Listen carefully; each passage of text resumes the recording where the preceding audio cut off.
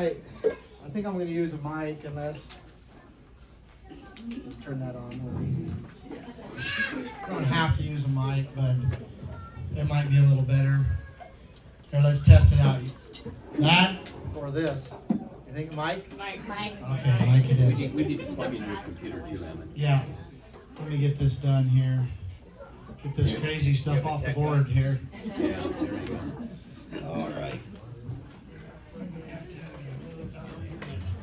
Okay, let's see if I can plug this thing in. Looks like quite a challenge here. All right.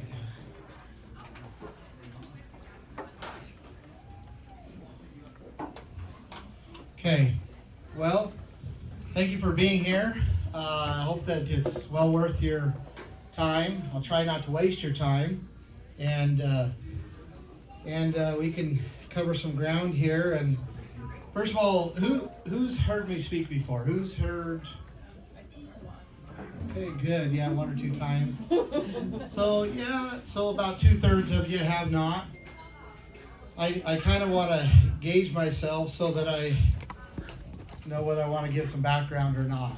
And so while I'm going through this and talking, start thinking about questions that you want to ask me, because at the end of this, we're just going to start talking. We're just going to have a conversation. We're going to talk about this, what's happening in Idaho, what your concerns are, what your thoughts are, and hopefully we leave here with a better understanding of what we need to do. Because in my opinion, and I think when I show you some of the stuff I'm going to show you, that we're not quite as secure as maybe we thought when we first come to Idaho, or maybe we thought just even 5 years ago. And so, let me get this thing up here.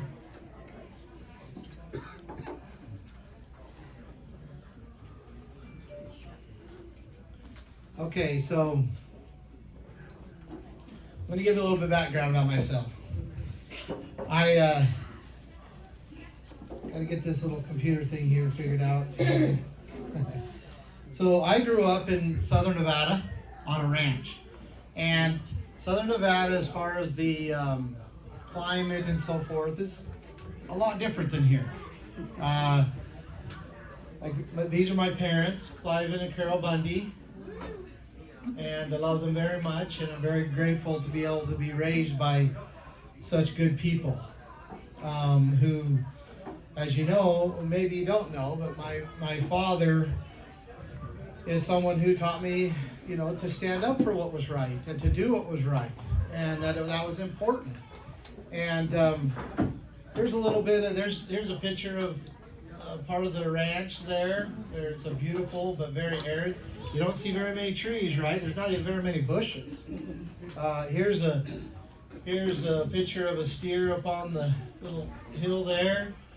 These are some what we call Joshua trees. This is chaparral or greasewood, they call it. And you think, well, what in the world do they eat? And that's actually one of the more vegetative areas. But they'll eat this grass all over. You see this dry grass? And they'll eat the shrub. They'll eat the shrub, and they'll actually get fat on it. And my dad, that's what he produces. He says, I produce a commodity for the American people, red meat. That's what I do that's what I do. That's who I am. I'm a producer, and I produce red meat for the American people. And that's what makes him who he is, and he loves it. And my family's been doing this since 1877. 146 years now. So that's my dad on a horse, and you can see this is one of our bulls. And if you look on his horn there's some hair on it. So he just got done probably hooking a horse. Might have hooked another cow, but they're pretty wild. They live out there on the desert, and they have to be wild. They have to survive. It takes 100 acres to produce enough feed for one cow. 100 acres. So that means we have to run on a large area in order to have enough cattle to be able to produce a living. So here's a scene. This isn't me, but this is my little brother. But this is something I grew up with, doing this. This is also something that's not unfamiliar to me. That's my little sister getting off the bus. Four dogs and a calf. And that calf actually, my dad, his mother was hit on the highway. And she died, and right as she was dying, my dad did a C-section and saved the calf. And so we had to bottle feed it. And for its entire life, it was so tame that you could always go up. It became a great big bull. And you could go up and pet it. And when I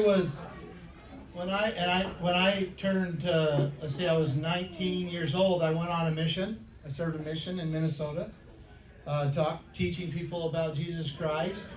And that gave me a complete different view of life. Because no longer was I like, doing things for myself, going out and trying to, just do what you do as a person, right? I was able to set aside 2 years, teach people about Jesus Christ, and I learned a ton, including how to write. I look at my handwriting at the beginning of my mission, my journals and so forth, and I look at the end of it, and there was a huge difference, a huge improvement. So just give me a little bit of an opportunity to find myself. And then I went to Southern Utah University, went to school there a little bit, and I started a business, and wondered why I stayed there, because my business took over, and I ended up having to decide whether I was going to go into business or whether I was going to keep going to school.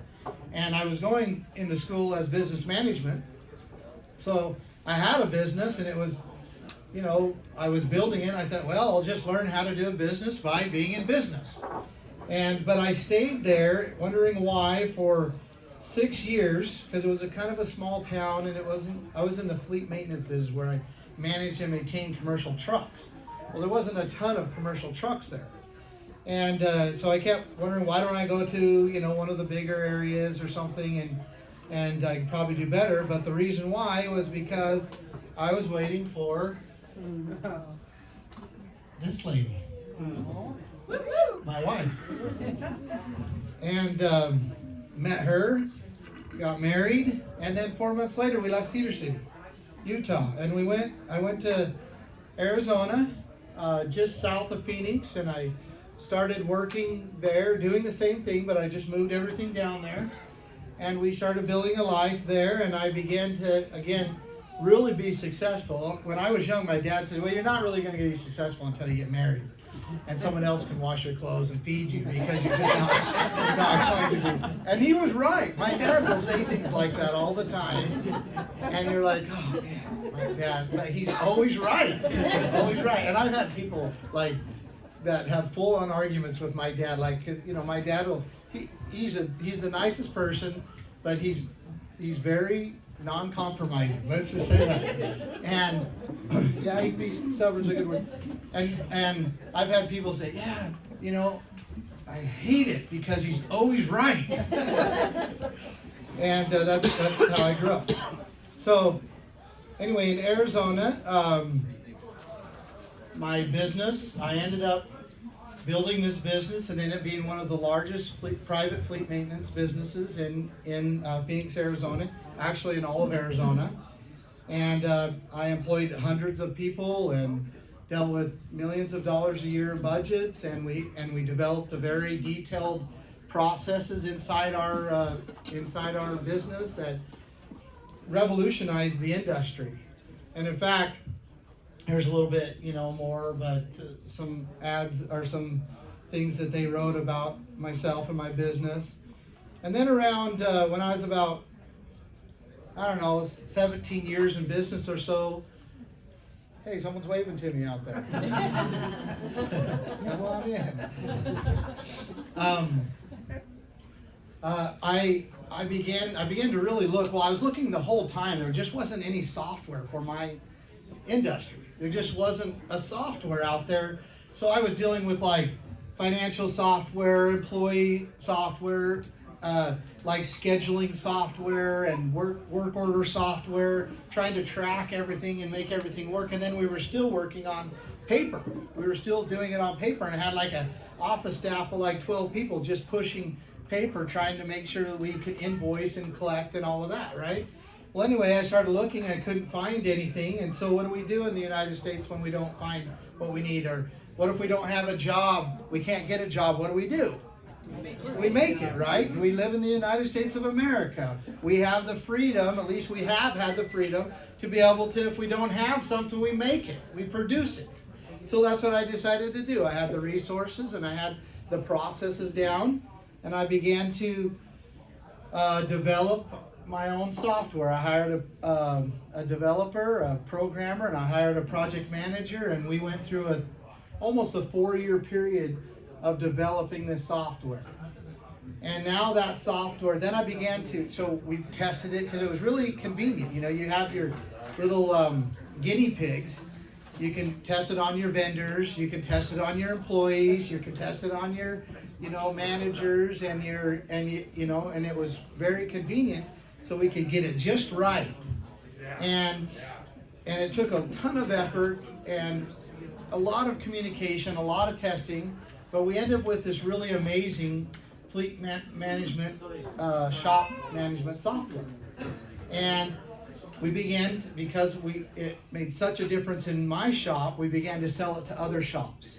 And then it continued to sell and be really, really successful. And now it's one of the leading fleet maintenance shop management software in North America. So about this time, life for me was really, really good. It was the first time that I had both time and money. Because usually when you have money, you have no time, right? Or if you have time, you have no money. Hang on, I'm supposed to sign this, I guess. All right. So, I mean, can you relate to that, right? Either you got money and you have no time, or you have time and you have no money. It just seems to be that way. Well, this was a period of my time, a very short period of my time, that I actually had both time and money. And I began to, ask God what I was supposed to do with my time and with the extra resources that I had. And I kind of regret those prayers. This was just a picture of my backyard, It was like, oh, nice. And my life was really in order. And I really thought I had, won the lottery. I thought I was really, had things figured out. And then 2014 came around. And anybody know what happened in 2014? Any ideas what happened? Yeah, so the federal government came after my family and said, even though you've been there for 140 something years, we're going to claim it. It's ours. And yeah, there was a connection between, Harry Reid, bless his soul. I heard he passed away the other day. I won't say anything bad about him because he's passed away now. I have to change my whole presentation.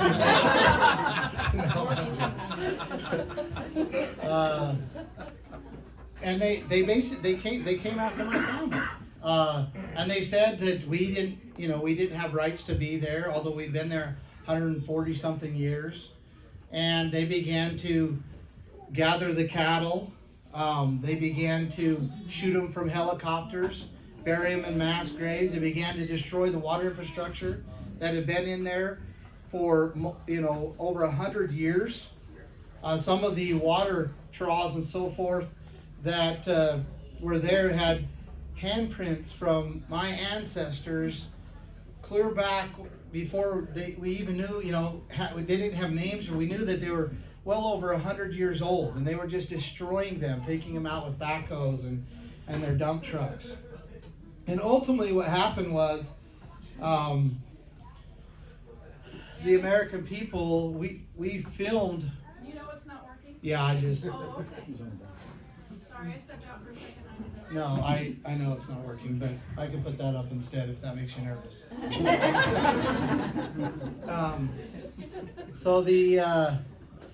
And ultimately what happened is, my mom was like, well, let's just record what they're doing the best we can.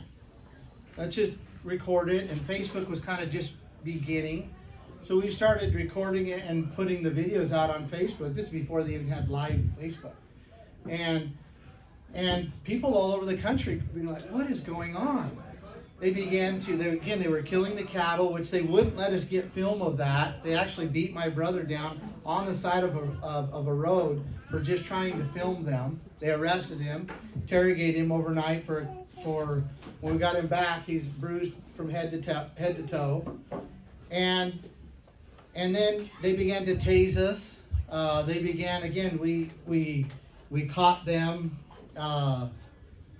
destroying our water infrastructure, body slamming people to the ground. There was all kinds of crazy things that happened, and I could show you some of those things. But ultimately, the American people said, "No, we're not going to allow this to happen." And they started to come. They come to the ranch, and ultimately, thousands of people come, and they changed the entire situation. They were threatening us with lethal force if we resisted in any way. They even said that this would be another Waco or Ruby Ridge if we resisted. And then when the American people came and they stood with us and we stood together, it peacefully changed everything, turned everything right side up. And now no longer were we the ones wondering, how are we going to ever preserve our rights under this circumstance against the powers of this government? How are we ever going to do that and maintain our life as well? We didn't know how we were going to do that until so many people came. And they ultimately gave the federal agents an ultimatum. And then something amazing happened, because we watched 107 federal vehicles leave the area in less than an hour, because the American people came and demanded that they leave the area. I'm going to show you a picture that's almost hard to believe. Wow. These are all the federal vehicles leaving, and this is only about 2/3 of the way. So there's another, there's a total of 107 vehicles left, and they left the area within an hour. And why? Because the American people stood together in unity and said, look, we're not going to yield our rights to such behavior. We're not going to stand around and allow such behavior to take place. And if I had more time, I'd go through some of the videos with you and show you some of the things. I will show you this, because this will get you. If I can find it here. Oh, is it in this one? It's not in that one, it's in this one. And they had snipers on you guys, right? Yeah, in fact, if you look right here, see the snipers are perched up on the hill. It's not a very good, but they were actually snipers around our family home. This is actually when they're beating my brother down to the ground right here for filming them. I won't get into that. This is where they throw my Aunt Margaret, just body slammed her to the ground. 56-year-old woman. Because there's a plane right now. We're not killing cattle. That's we're not killing cattle. We don't know that. That was the whole reason why. I will tell you right now, we're not killing cattle.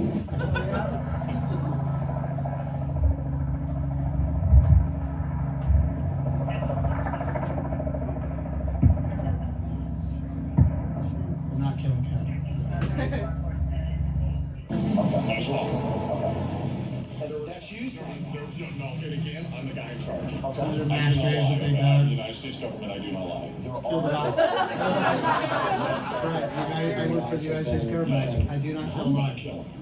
They're doing every effort that if they separate a calf, they identify it. What if I have to prove Go it? ahead, well, again, to get every single baby calf that's dead. Oh my goodness. Is that what you're saying? You guys are leaving them out there. No, they're roping. If we gather in an area, the specific area we gather in, anyone that is separated is identified, and they go back and they collect it. Now, if there are baby calves in other areas, that very well could happen. Well, that's what.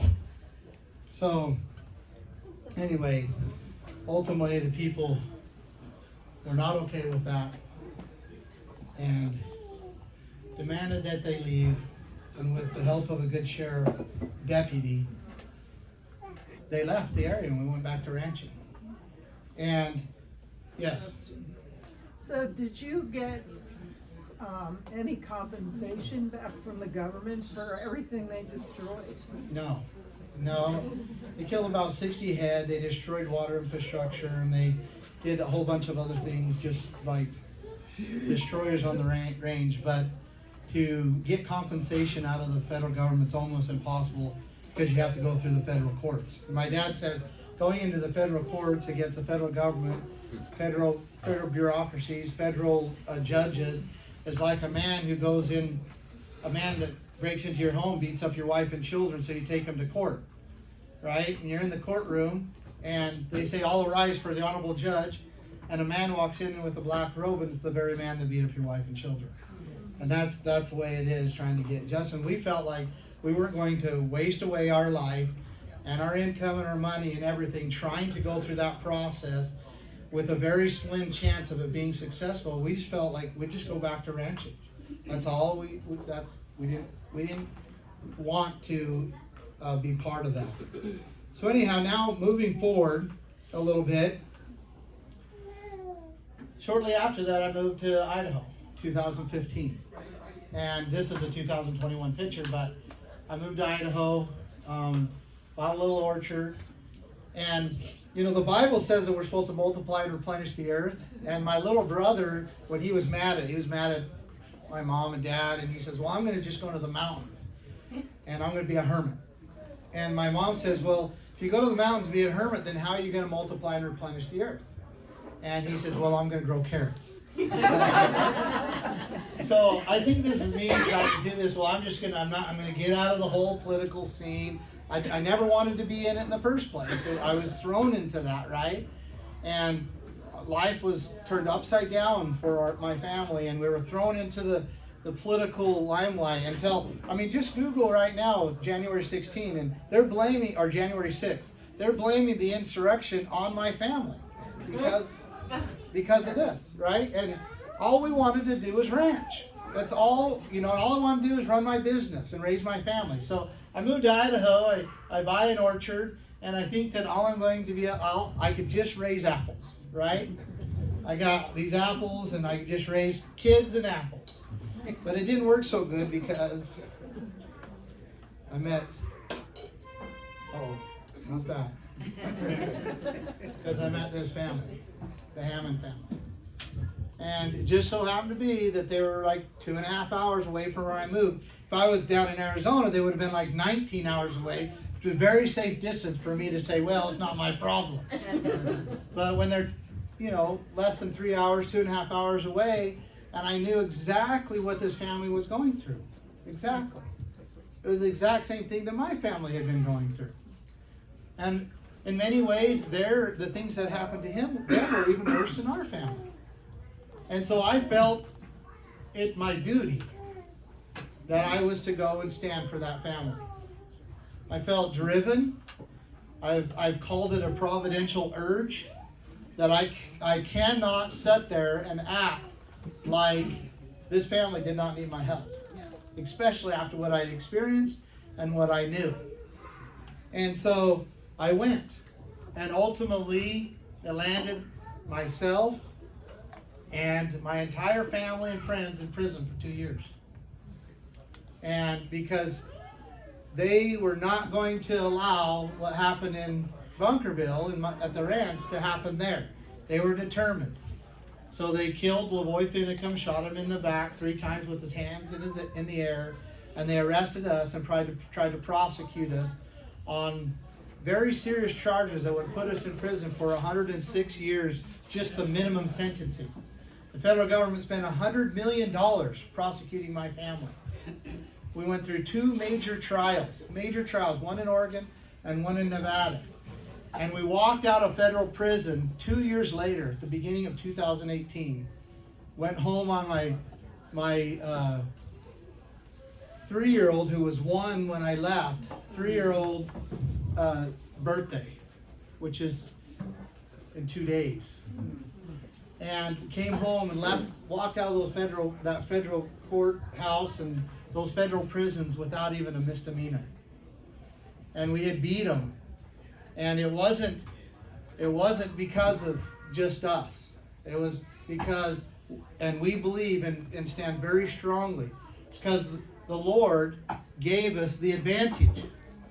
He showed us a little here, a little piece here, a little bit there, what we were supposed to do. And even though we were suffering tremendously, not one time was I able to have any physical contact with my wife or children the entire time.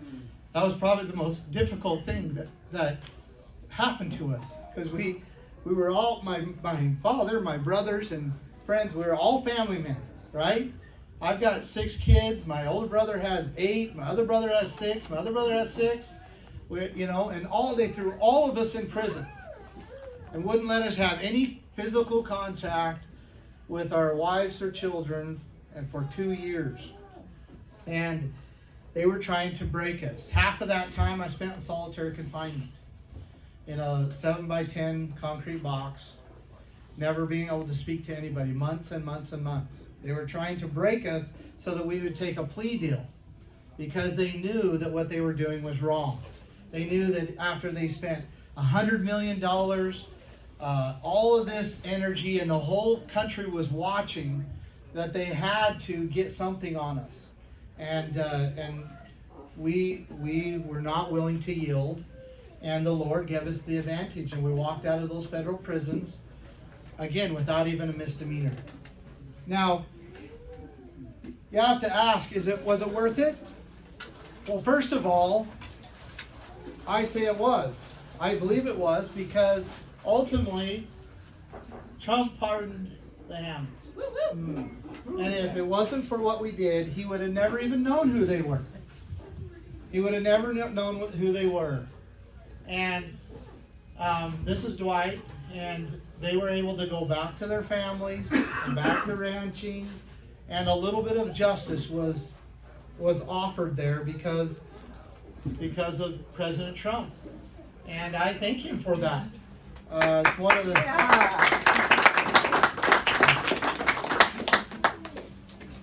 So, that's a little bit of my background. And I'm gonna go through some things that's happening in Idaho, but I want to be able to answer your questions, but I'm gonna wait to get to the end. So if you have any thoughts or any questions, I'm willing to answer anything that unless it's something personal between my wife and I'll pretty much answer any question. So, I'll answer any question, but you have to fill out the card, and my staff is going to read it, and then they're going to decide which ones. Is that the Republican or something? Yeah. So, let's talk about Idaho. Because when I moved here, I was looking for peace. I was feeling like I needed a place where people wanted to be free, where people still acted free, where they kind of more, rugged individualists, where they were willing to stand for freedom. Because I believed, and I know now that belief was true, that what happened to my family and what happened to the Hammond family, I believe that if it wasn't corrected back then, that it was a type and a shadow of what would happen to everybody.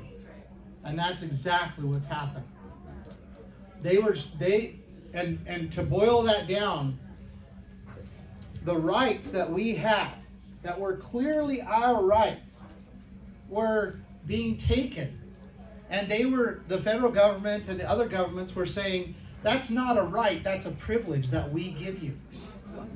And we kept saying, no, it is a right. We have deeds to this in the state of Nevada. Some of them go back to 1959 or 1859.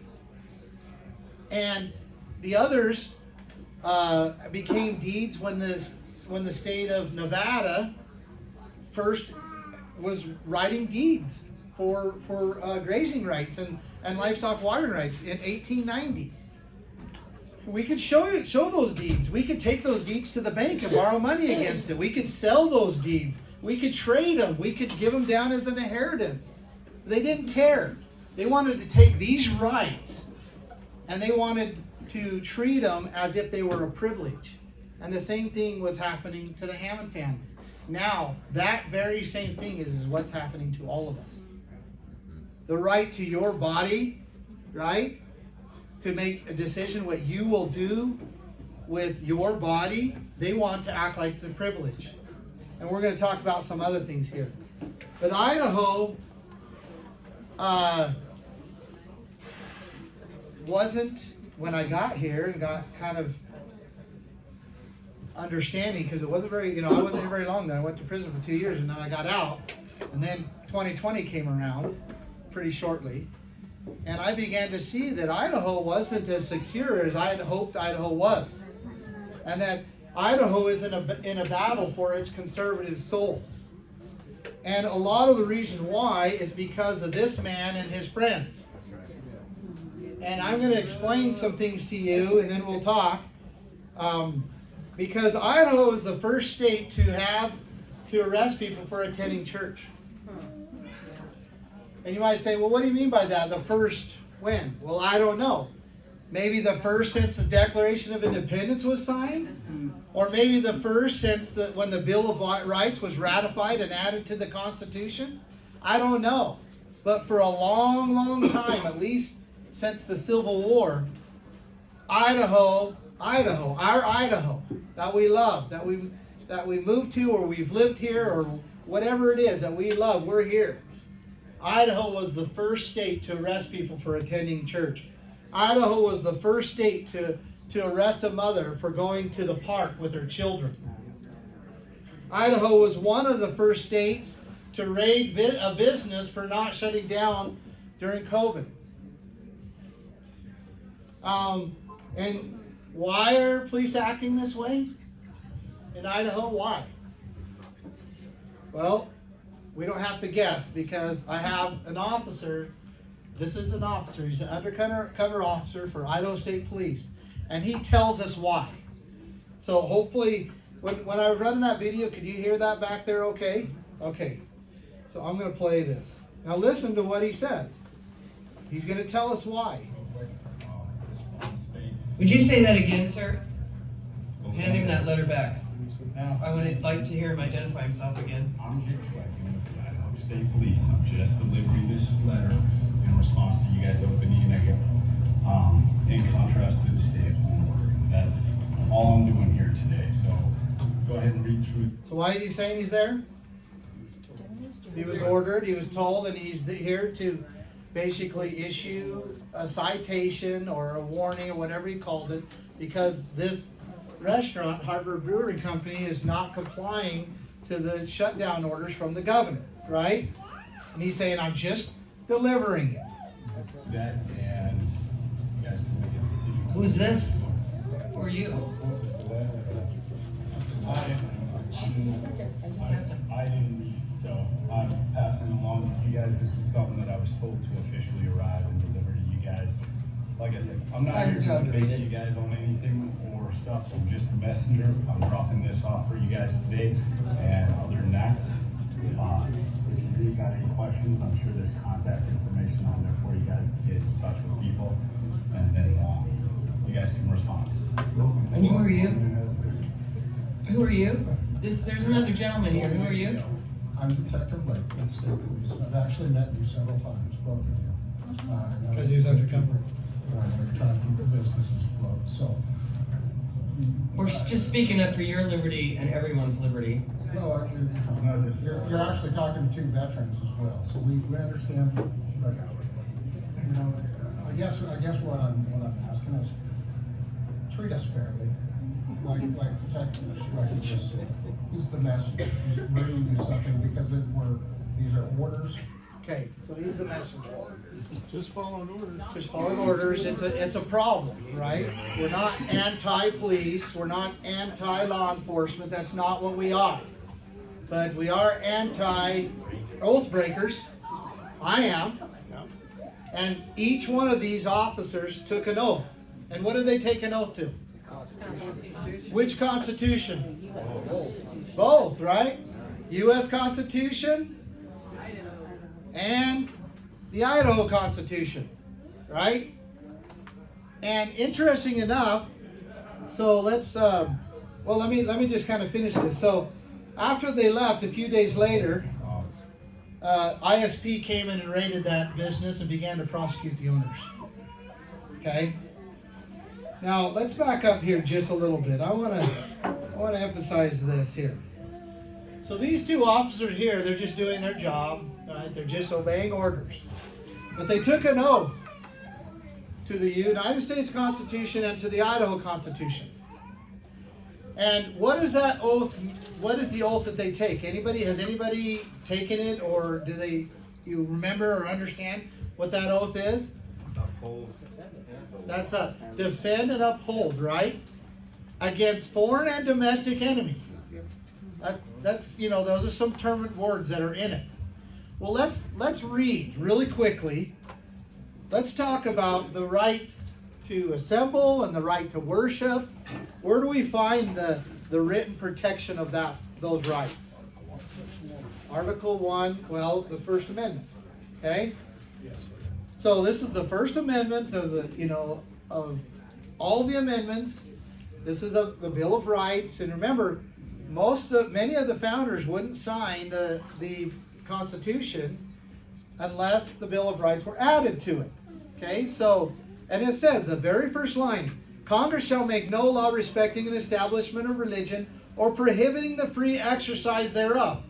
These officers took an oath to uphold that, right? So basically the government shall not make any law respecting the establishment of religion or prohibiting the free exercise thereof. Now, let's go to the Idaho, because they took an oath to the Idaho Constitution. These officers took an oath, and if you go to Article 1, Section 4, it's titled Guarantee of Religious Liberty. The exercise and enjoyment of religious faith and worship shall forever be guaranteed, and no person shall be denied any civil or political right, privilege, or capacity on account of his religious opinions. Right? So, I don't understand how they could be taking an oath. I understand how they'd be following orders, but I don't understand how they're upholding their oath to this and this. Now, the very last section of the Idaho Constitution says this. These to me are some really beautiful words, actually. It is ordained by the state of Idaho that perfect toleration of religious sentiment shall be secure, and no inhabitant of said state shall ever be molested in person or property on account of his or her mode of religious worship. So, how in the world did this happen? In Idaho, how could we be the first state to arrest people for going to church? Okay, well, yeah, let's get there. So he says the money. Well, let's talk a little bit here. Okay, let's again, we're gonna. Whose orders were they obeying? Right? His orders. His orders. Let's not forget. What did you call him? No, don't. But we might agree. His orders. Let's not forget. Him and his bureaucrats got together and they decided that the religious worship, that assembling, that freely trading, traveling, was all a privilege, not a right. They decided that it was a privilege for you to go worship. And a privilege is when somebody else controls the right? They decided that they have the right to say whether you can worship, travel, trade, whether you can leave your home. This man did, and his buddies. Now, but we might all want to believe, as I do want to believe, I'd love to go stick my head in the sand, but it's just not going to happen.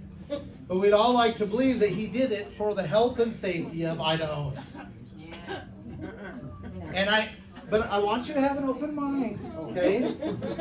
I want you to have an open mind. Like right now, if you can, open your mind and let's make that a possibility. Just possible that Governor Little did this for the health and safety of the people of Idaho. Okay? It's a possibility. Because I want you to weigh what I'm going to show you. And then say, no, that's not a possibility. Because who remembers when he put the state of Idaho in a state of emergency? Remember? What was the first day? Do you remember? March 13th. That's right. March 13th. Well, there's something interesting that happened on March 13th. Yeah, listen to this. On March 13th, President Donald Trump held a press conference, announced that they were going to release $50 billion of federal funds to states in an emergency status. Okay? Now, wait a minute. Let's not, we were in a terrible emergency status, right? I mean, the governor reported on his own website that we have one confirmed COVID case on March 13th. So we have to be in emergency status, right? I mean, we've got to get this money. What are we going to do? We have one confirmed case, right? So now, let's go on. Remember, he didn't just leave us in emergency status. Remember, he put us in extreme state of emergency. Who remembers when that happened? What day? It was March 25th. Did you say 25th? Yeah. March 25th, Governor Little put the state of Idaho in extreme state of emergency. That's an entire status, so we're going to cover that a little bit. Well, interesting enough, that March 25th was the same day President Trump and Speaker Nancy Pelosi announced a $2 trillion federal stimulus deal for states that are in an extreme emergency status. Okay? We had 136 unconfirmed cases. Unconfirmed. Okay? Now, anybody, I'm not going to go too, I want to make one more little observation. Who's here heard of hydroxychloroquine? Oh, good. You're definitely on it. What's that? You took it? Yeah. Okay. So we have our timeline here. We have March 13th. We have March 25th, 2020, right? Well, anybody know when Governor Little made hydroxychloroquine restricted in Idaho for use? Early March, wasn't it? March 18th. We were supposed to know nothing about the coronavirus back then. This was all novel coronavirus, right? Nothing. In fact, it was the very next day, President Trump announced to the whole country that hydroxychloroquine might be a good use to combat COVID. Remember that? Well, who made it illegal to use in Idaho the day before?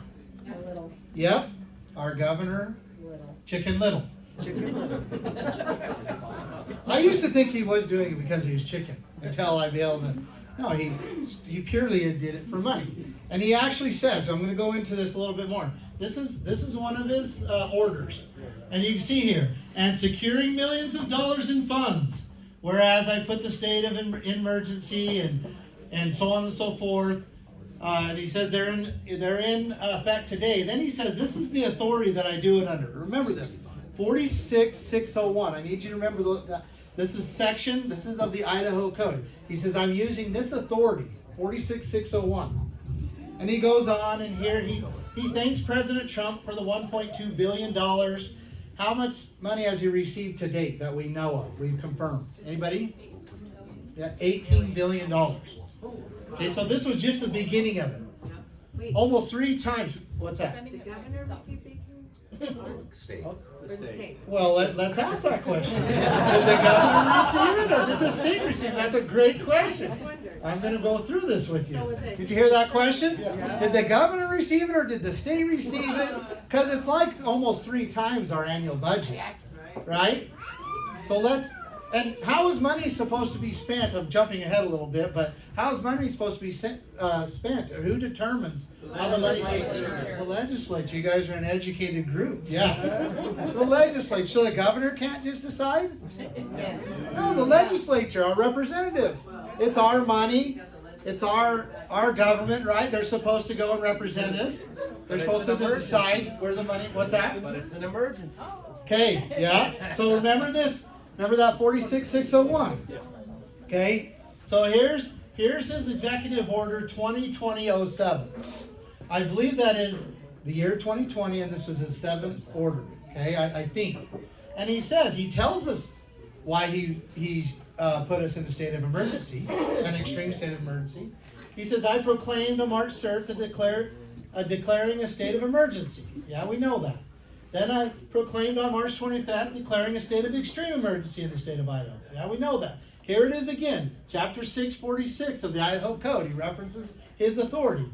He says, whereas Congress passed and President Trump has signed 3 legislative packages that provide state funding in response to COVID-19. So he's telling us why he did what he did. Whereas I anticipate additional congressional actions on federal relief packages to states regarding COVID-19. So there's more money coming, and I'm preparing for it, and I'm posturing for it.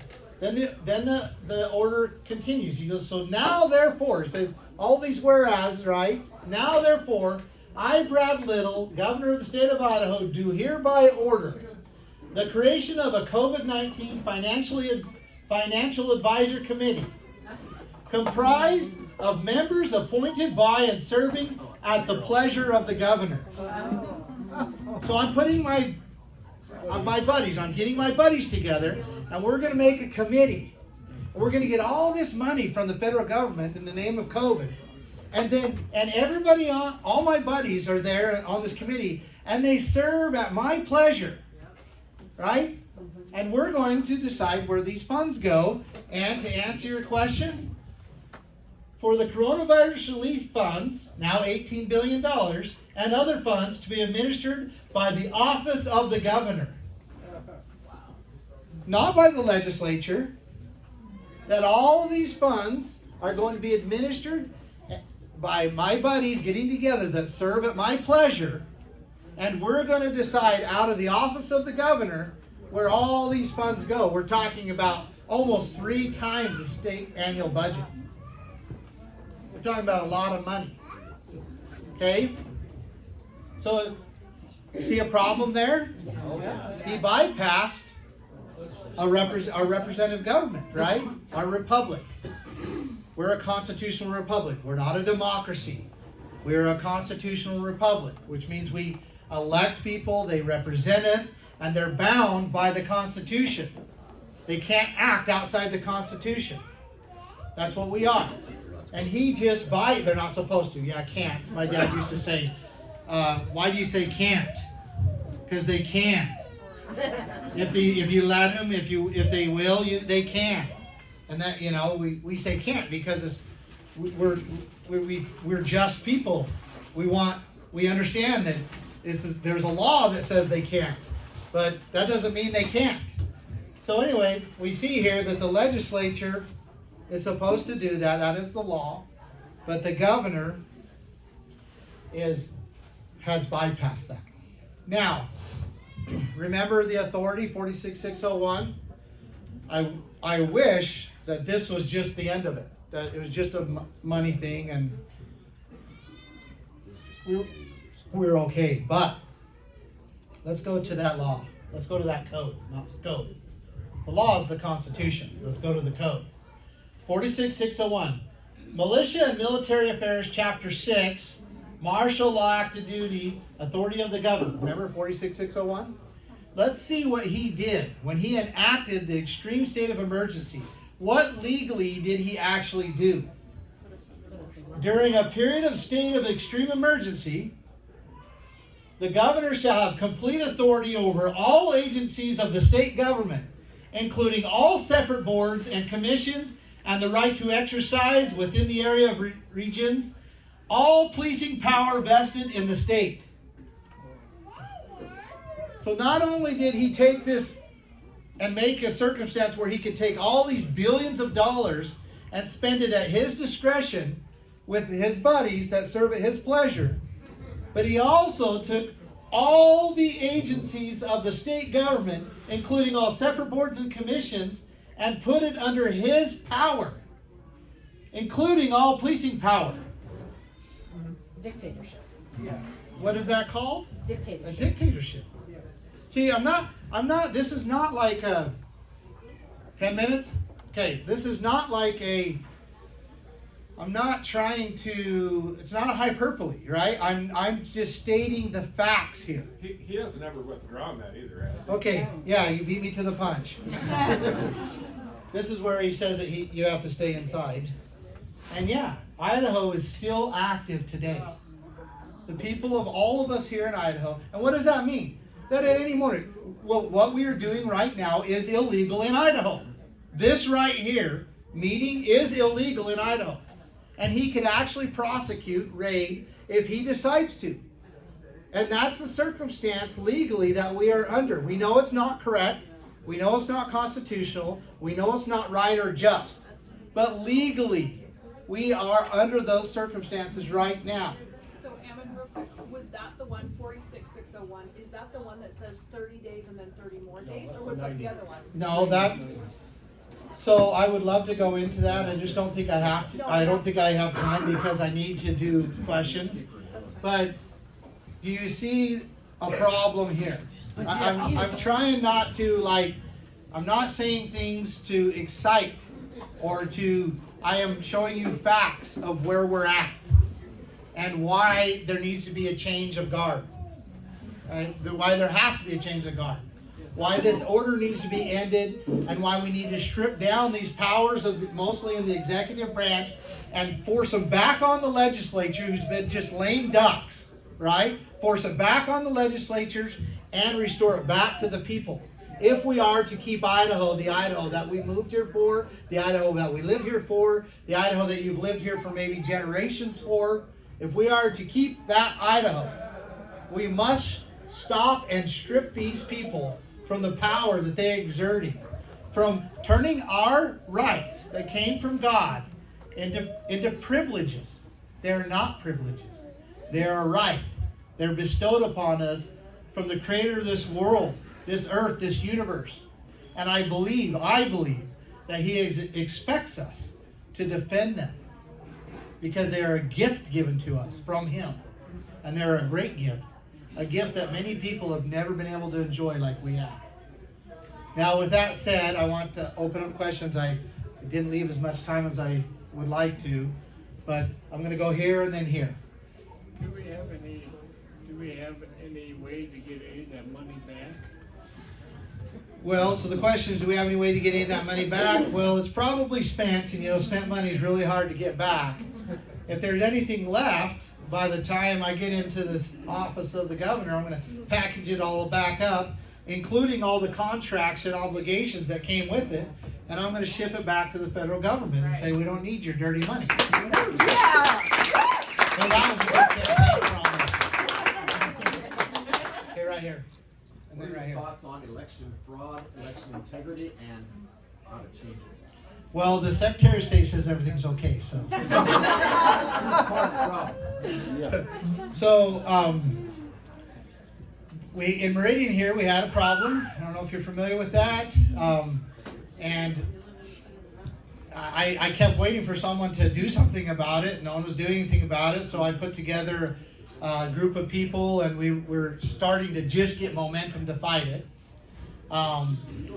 Because we got to go legally, and it's difficult, and we got to get funds and all of that, which we've been able to do, and now we're actually starting. So fighting now, I think, is important. Like actually fighting any election problems, any election integrity issues right now, I think is very important to send a message that we are going to fight tooth and nail. But we have to have people watching the polls. We have to make sure that this idea of that only people working at the booths are wearing masks. We have to get rid of that, right? And we have to watch the polls. We have to watch very closely. And also, I'm a software guy, so we're building our own campaign software, which has been amazing. And one of the things that we're doing is we're building a reporting system in it. So someone could video or someone could take pictures and immediately send it to the campaign headquarters, where we'll have, this is like, election night, right? Where we'll have attorneys on staff, computer forensic personnel on staff. we'll have a direct line to the Secretary of State and say, look, this problem is going on right now. We have evidence of it, and you need to solve this problem right now.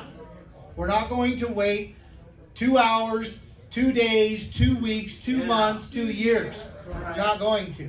How are you going to force them to act? We can't force them to act. No. The people have to be more active. Yeah. Because what do? If the Secretary of State doesn't do his job to ensure election integrity, then what must the people do?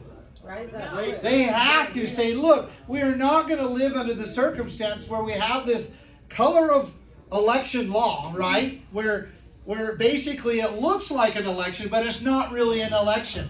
We're not going to live under that circumstance. Because we do believe that we are a constitutional republic. And if we do believe that, and we still believe that we can restore or correct what's happening in our government, which many people don't in Idaho. Many people don't across the country. And I can't blame them, to be honest with you. But if we still believe that, or at least we think there's hope, then we have to make sure that the elections have integrity. That's right. Right? Okay, right here. Yeah, you know how we can counter the Republicans Central Committee just try and kick you out?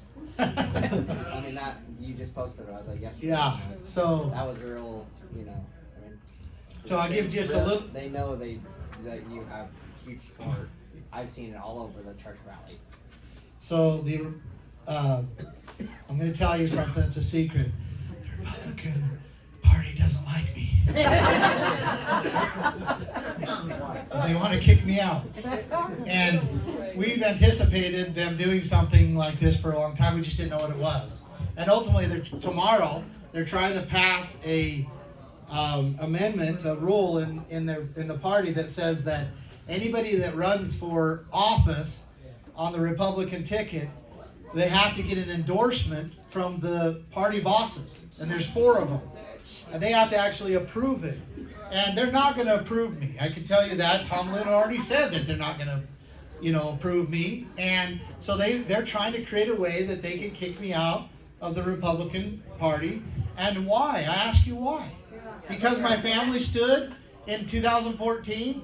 Because I stood for the Hammonds in 2016? Because I fought against what was happening in 2020? Because I'm exposing, this man right here? Is that why? Because I don't know of any other reason. Besides that, I mind my own business, raising apples and raising kids. That's going really well for me. Right here and then right here. It's my understanding at the federal level, it's a federal offense to violate your oath of office. I don't know if that's true at the state, county, and city. As governor, would you seek to try and enforce something along those lines? So that I anyone haven't violating thought of the it that oath- way, although it is a federal offense. It's basically not Right. prosecuted at all. It's a mulligan, right? but- It's a mulligan, yeah. However, I have said multiple times that as an executive officer of the state, I will work to make it so that officers can follow their conscience and be backed up by the state. So if an officer says, look, I will not do that, I will not follow that order because it is a violation of the oath that I took. If he says that, the state will back him and not leave him alone. And so that's why I'm calling on all the officers to support me. Don't go against me. We're in the same battle together. You do not want to have to enforce an unlawful order, an unconstitutional order, and I don't want you to. So therefore, you need to be able to have the backing and the confidence and the ability to say, no, supervisor, no way. No way am I going to arrest a mother at the park. No way am I going to go and arrest people for having church in a parking lot. No way am I going to do that. And then the state and the power of the state will stand behind them. So, go ahead. I'm just going to say, I'd also like to see some kind of competency exam on that oath before you take it. And you have to pass it That's good. before you get the job. Did you know that there's more training for a hairstylist and more testing in the state than there are for a police officer? All right, right here. One question and then follow-up. So is Chicken Little getting back in the race? Because I see that as a card they would play against you and McGeechan. Kind of what they did between the Grifter, Alquist, and Labrador the last go-round. So Little has always, he's reserved announcing, but he's always planned. He's kept his campaign going. He's received right around $1 million in donations already to his campaign. And I don't have time to show you some statistic here, but we have a battle because we've got about 40% of Idahoans that are they either just vote R or they are completely establishment. And it's a hard thing that we have to overcome. We have to unite together and balance that, or actually overcome that, because about 40% of the people right off the bat, are going to just vote for him just because. They either work for the government or they just vote R and he's the last name, last governor that they know of, or they actually are part of the establishment. But we've taken a lot of polls. We've done a lot of, I'm a numbers guy. I always use numbers and statistics to make business decisions and all of that. And we follow that. And we see a path in which we can win the primaries. But it's just going to take people doing exactly this, night after night after night, getting on social media, sharing our materials, battling on there for what is right and what is not. And I wish I had some more time to show you some things, but that's the follow-up question is if you and Janet McGeechan are probably the front runners, and then he throws in, Idahoans don't want another Little term. So, what are you guys gonna do about that? Because I think both you and Janet don't want him back in. Have you guys had any discussions about that? I just want to show you something because so this is the results of the last poll, because it's not the way you think. We think we live in an echo chamber where we think that there's no way in, hell, that people will vote Brad Little back in, but it's not that true. And every poll that we've run shows Brad Little leading. Yeah, and that's what we saw the last time happen. Yeah. And it's like the two, like you and Janet, and then he can just edge that out because he's establishment, and it sucks because it's like, well, if we could have you or her run against him, then he's gone. Yeah. And that's the crap. No, I know, and there's some decisions that'll have to be made as we draw closer to May, and our plan is always just run as hard and get as much support as we can, and then let's see where we're at. And just some statistics to throw out there. I got here, then here, then here. So sorry, but I'll get to you. I promise you. Since August, we have increased in support by 23%. Brad has actually decreased in support by then, and Janice has increased by 4%. So our momentum is really, the holidays slowed us down a little bit, which is just going to happen, but our momentum has been tremendous. So how much time do we have? Are they going to kick us out, or are we okay? Stu knows, are they gonna kick us out? They close at 8, but they gave us a little bit more time. Okay, so let's get through. So I'm going to go here, here, and then here, okay? Go ahead. The question was already kind of asked just now. It was my question too.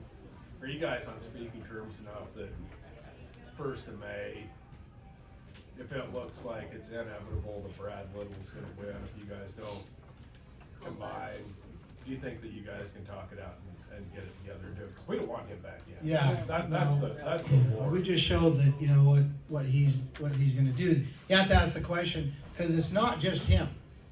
Yeah. He's an empty suit. Right. He is. He's a pawn. And so who are you going to get in there that's not going to just fill that empty suit? And it's very important, because it's going to be in order to keep Idaho, in order to turn it around, I compare it to like a big bus that's loaded with no power steering and no power brakes. It's going to take a ton of grit to put on those brakes and turn this big bus around. And it's not going to happen easy. Someone's going to have to fight. The bureaucracies in the state are tremendously powerful right now. they've gone unchecked because they've been Republican forever. So they're unchecked. And it's going to take literally someone just fighting every single day and slowly stripping those powers, pushing it back to the legislature where it belongs, or back to the people. And we do have a plan, but I ask overall, like, we have to ask who's going to do it. But we do have plans. We do hope to open up some correspondence if needed, and I just hope try to solve this problem. I just hope the egos aren't so big in the end. Right. With the three of you, that we end up with Brad looking back in the end. That's a real fear. Well, we don't want four people's the four of you.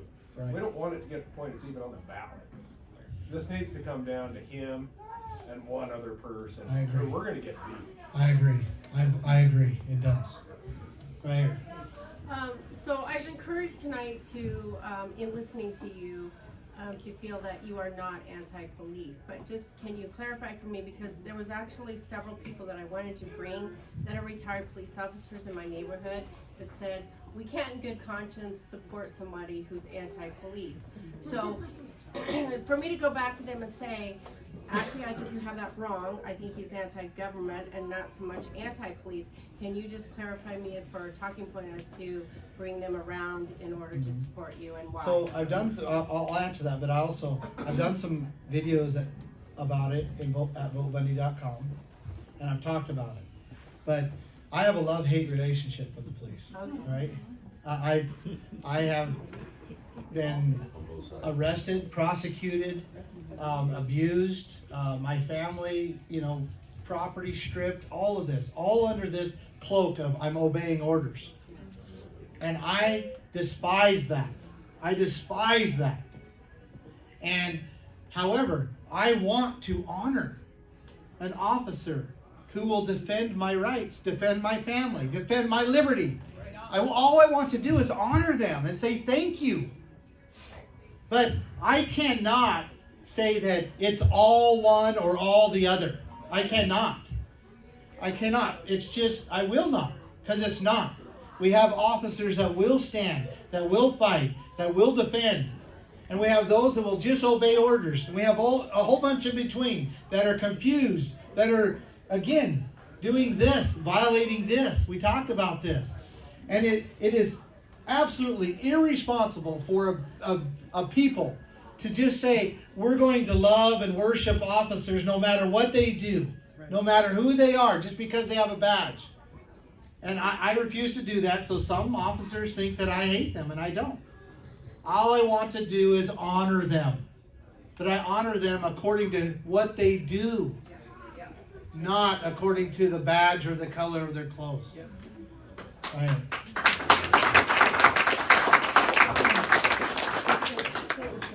The conversation has gone to the Constitution repeatedly, and I think we all are in 100% agreement with that. So, what do you think is the role of the Idaho Constitution Party? What is their role? We have a corrupt Republican system, a corrupt Democrat system. Where do you make the change?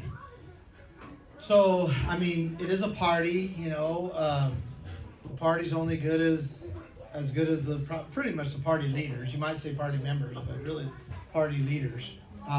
Republican Party is full of just the rhino, corrupt, crony, I don't know. The Constitutional Party seems to be getting a little momentum right now. I do know some of the people in it.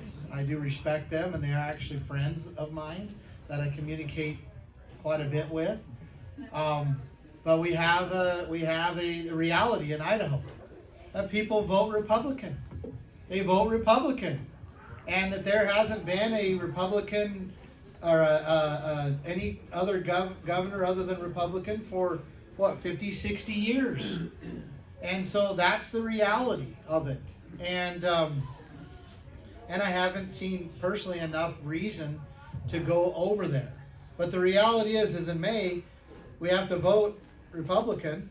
We have to register. You have to be a registered Republican and vote in order really to decide who's going to be the governor. So I don't know if that answered your question. I don't know if I have a complete answer. Yes. Quick question: is it true that whatever a person is registered at, according to the requirement as a primary, they can vote in that party, even if they might have been hitherto a Democrat. Yeah, as long as they're registered as that party. It used to be where they don't even have to register, and then the Republicans made it a closed primary, which I can understand, you know. And pretty soon, if they get their way, then they get to decide who's even on the Republican ballot. So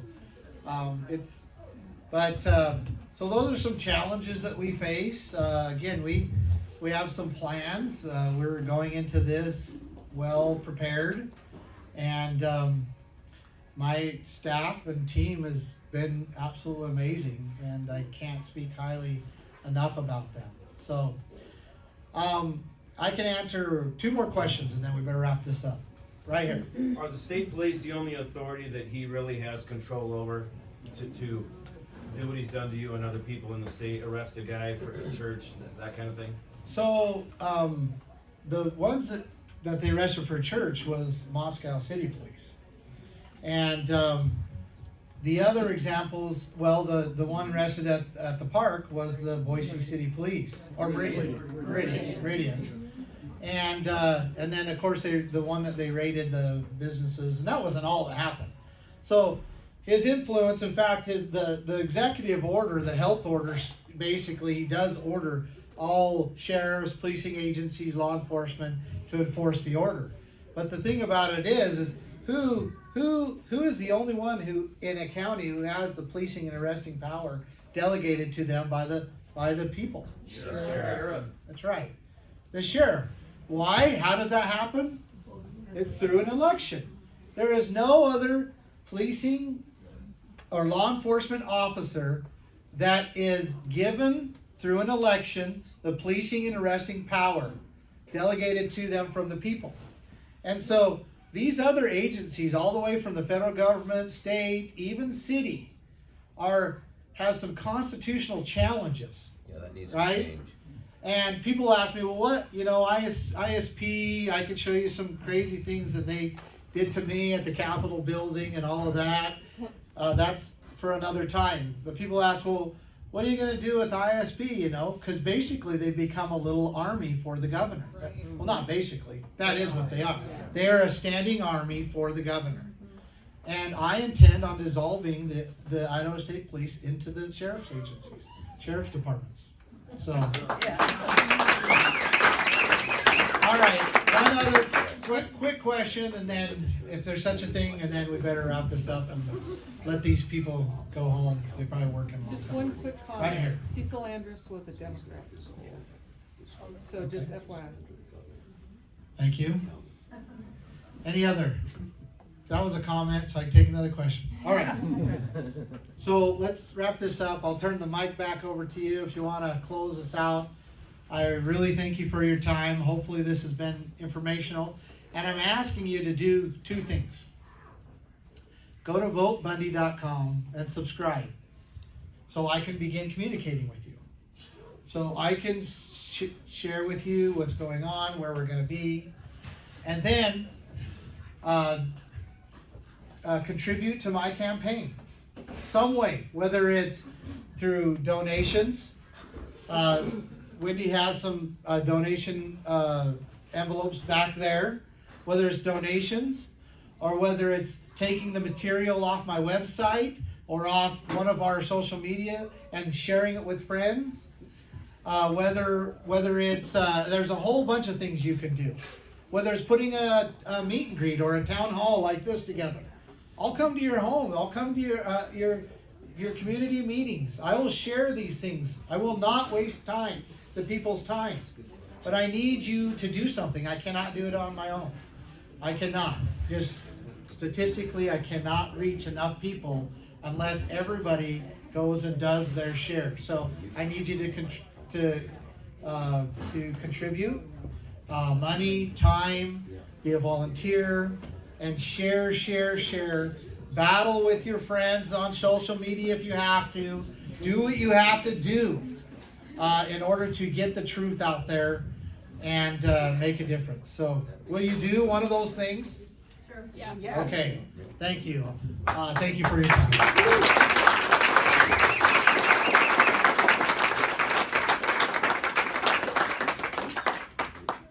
All right, this concludes our meeting. Thank you guys again for coming.